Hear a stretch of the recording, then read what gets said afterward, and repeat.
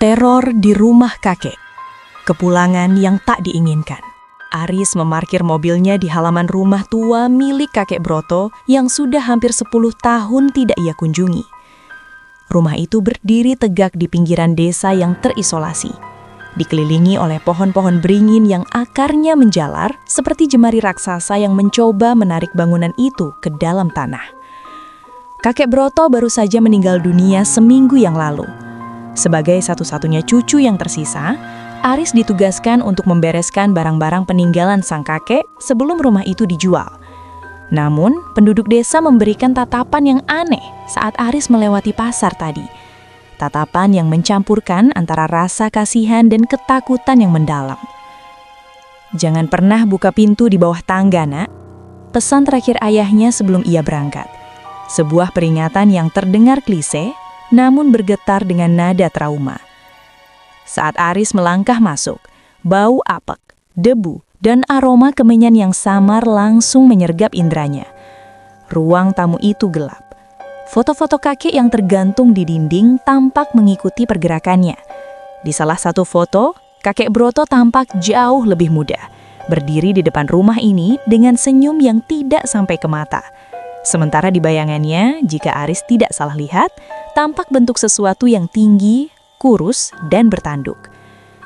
Malam pertama dimulai dengan kesunyian yang mencekik. Aris memutuskan untuk tidur di kamar tamu lantai bawah. Sekitar pukul 2 dini hari, ia terbangun bukan karena suara ledakan, melainkan karena suara garukan pelan. Sret, sret, sret. Suara itu berasal dari balik dinding kayu kamarnya. Aris menyalakan senter ponselnya. Garukan itu berpindah. Sekarang terdengar dari langit-langit. Lalu, sebuah suara parau seperti dua batu yang saling bergesekan membisikkan namanya. "Aris, kembalikan janjinya." Aris terduduk kaku. Keringat dingin mengucur. Ia mencoba meyakinkan diri bahwa itu hanyalah tikus atau kayu yang memuai.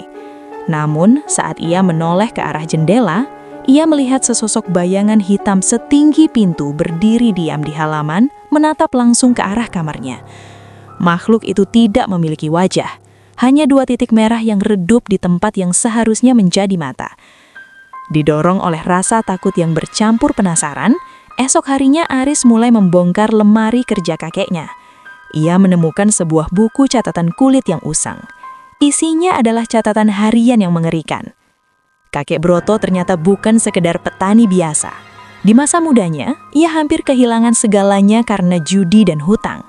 Dalam ketepusasan, ia melakukan ritual sumpah darah dengan seorang penghuni alam gelap yang disebut sebagai Sang Penunggu Batas. Dia meminta bayaran setiap 10 tahun. Tulis kakek dalam tinta merah yang tampak seperti darah kering. Awalnya ternak, lalu kesehatan istriku, dan sekarang dia menginginkan garis keturunanku. Aku telah mengurungnya di bawah tangga dengan segel yang hampir retak. Maafkan aku, cucuku. Jantung Aris berdegup kencang. Ia teringat pintu kecil di bawah tangga yang digembok dengan rantai berkarat. Tiba-tiba, listrik padam. Rumah itu seketika menjadi gelap gulita. Malam kedua adalah puncaknya.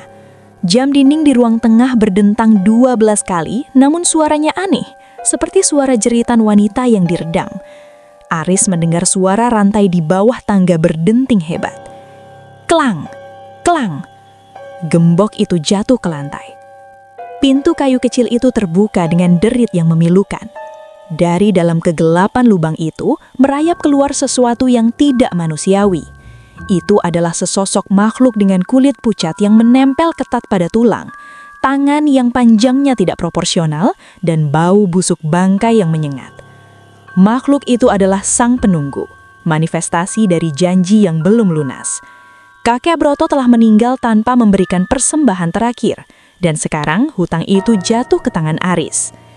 Aris mencoba berlari ke pintu depan, namun pintu itu terkunci rapat seolah-olah telah menyatu dengan kusennya.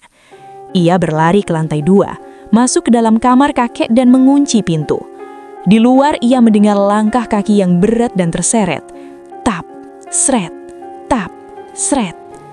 Kakekmu sudah memberiku segalanya, Aris. Sekarang aku hanya ingin sedikit waktumu, selamanya.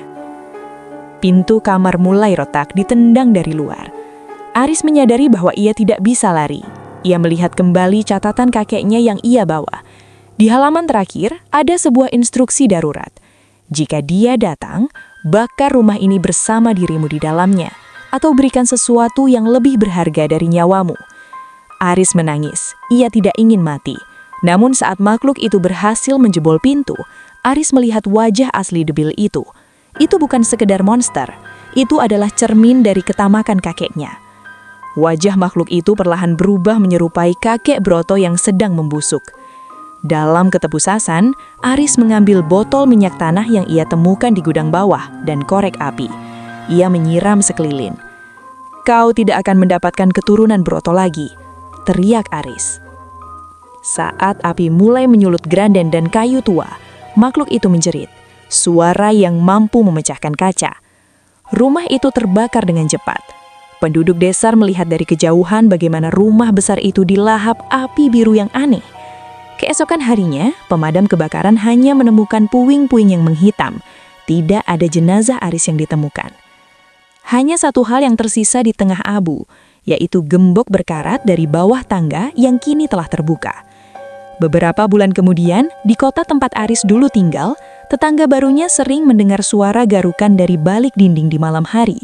Dan kadang-kadang saat mereka melihat ke cermin, mereka melihat sesosok pria muda dengan mata merah redup berdiri di belakang mereka, memegang sebuah buku catatan kulit yang usang. Hutang darah ternyata tidak pernah benar-benar lunas dengan api. Ia hanya berpindah tempat.